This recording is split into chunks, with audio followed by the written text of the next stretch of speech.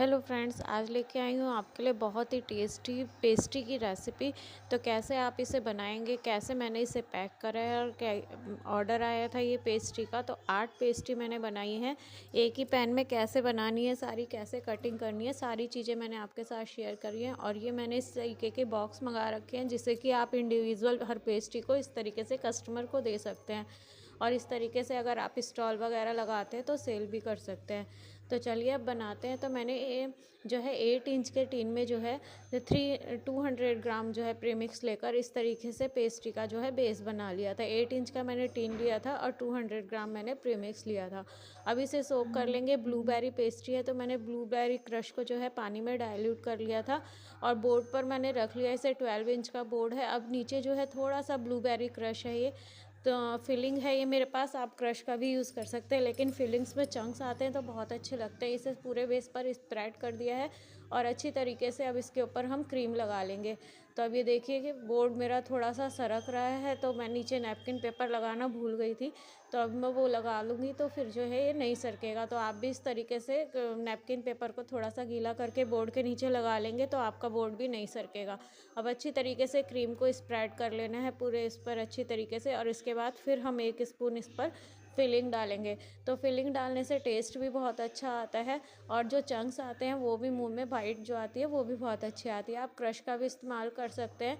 तो ये देखिए पूरे पर मैंने अच्छी तरीके से फैला दी है। ये फिलिंग जो है फ्रिज में रखी हुई थी तो थोड़ी जो है ये इस तरीके से स्प्रेड होने में दिक्कत हो रही है, लेकिन मैंने थोड़ा थोड़ा करके क्रीम के साथ मर्ज करके इसको इस तरीके से स्प्रेड कर दिया है जिससे कि इक्वली सब जगह इसके चंक्स आएँ। अब इसके ऊपर हम सेकंड लेयर रखेंगे और फिर उसे भी इसी तरीके से सोकिंग करेंगे। उसके ऊपर भी हम इसी तरीके से फिलिंग लगाएंगे। उससे पहले चारों तरफ से हम अच्छी तरीके से सिक्योर कर लेते हैं। और जब भी आप पेस्ट्री बनाएं तो उसको आपको रेस्टिंग टाइम देना ज़रूरी होता है, क्योंकि तभी आप उसकी कटिंग जो है परफेक्ट तरीके से कर सकते हैं। नहीं तो जो है उसमें कटिंग करने में फिनिशिंग नहीं आती है और जो क्रम्स होते हैं वो ज़्यादा टूटने लग जाते हैं। तो मैं जो अपनी पेस्ट्री का जो बेस है उसे मैं जो है ओवरनाइट रखती हूँ। अगर आपके पास टाइम नहीं तो आपसे 2 से 3 घंटे तो आराम से उसे फ्रिज में रखिए, फिर उसकी कटिंग कीजिए तो फिनिशिंग जो है बहुत ज़्यादा अच्छी आएगी और आराम से आपकी पेस्ट्री कट हो जाएगी। तो रेस्टिंग टाइम बहुत ज़रूरी है पेस्ट्री में कटिंग करने के लिए। तो आपको इस बात का ध्यान रखना है, जब भी आप पेस्ट्री का ऑर्डर लें तो उनसे थोड़ा सा टाइम मांगे जिससे कि आप उसे आराम से थोड़ा सा रेस्ट करवा सकें और जब आप कटिंग करें तो फिनिशिंग से उसकी कटिंग हो।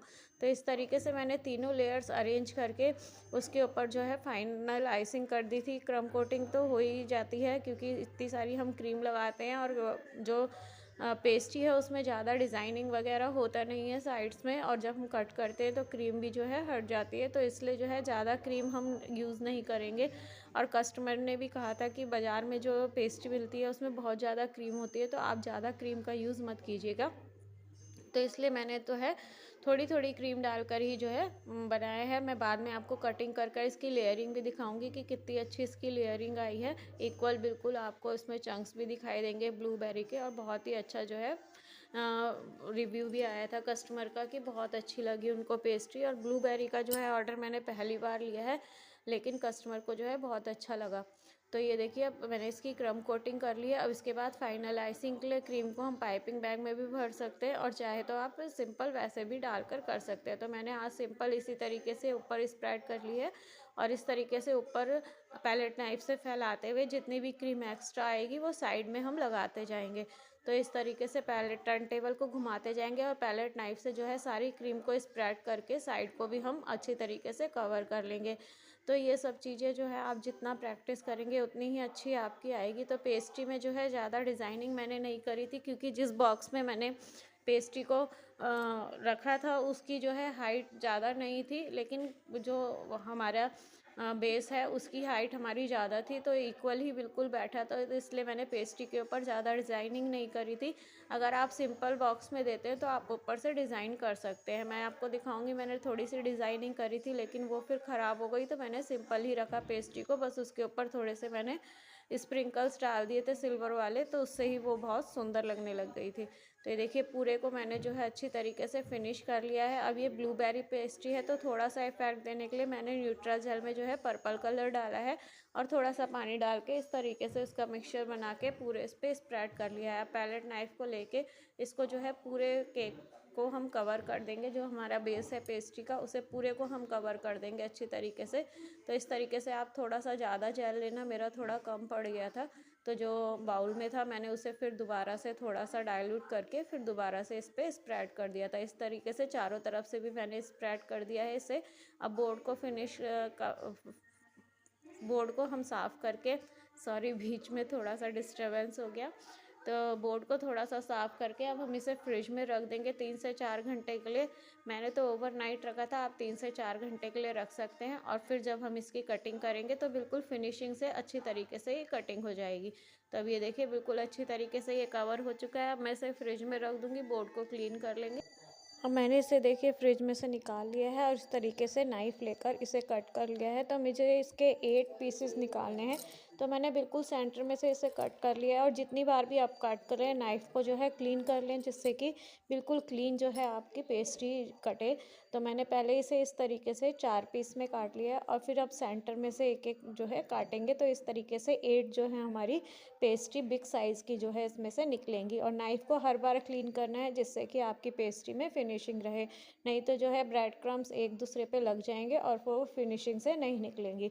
तो ये देखिए प्रॉपर मैंने जो है 8 पीस जो है इसके निकाल लिए हैं और इस तरीके से सारी पेस्ट्री हमारी इक्वल साइज़ की बनकर तैयार हैं। अब मैं एक पेस्ट्री आपको निकाल कर दिखाती हूँ कि किस तरीके से ये पेस्ट्री बनी है।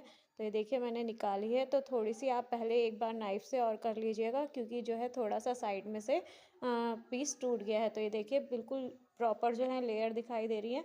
अब मेरे पास ये एक पेस्ट्री के बेसेस हैं, जिस पे कि आराम से हम पेस्ट्री को लिफ्ट कर सकते हैं और आराम से अरेंज कर सकते हैं। तो देखिए मैंने इस पर इसको रख दिया है और उसके बाद मेरे पास बॉक्स हैं, उसमें मैं इसे रखूँगी।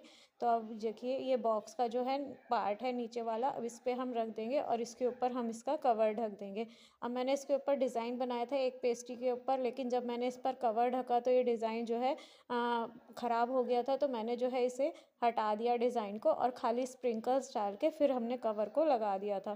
तो ये देखिए इस तरीके से आप डिज़ाइन भी बना सकते हैं, लेकिन फिर आपको पेस्ट्री की हाइट थोड़ी कम रखनी पड़ेगी। उसे 2 लेयर्स में ही काटिएगा, तब जो है ये बिल्कुल परफेक्ट आएगा कवर। तो ये देखिए इस तरीके से जब मैंने कवर ढका तो ये देखिए पेस्ट्री का जो है, और मैंने ये उल्टा रख दिया था कवर, अब मैंने इसे फिर से सीधा करा और फिर इसके ऊपर मैंने ये रखा। तो ये बेस लगाने से जो है पेस्ट्री जो है आराम से आप इसे मैनेज कर सकते हैं।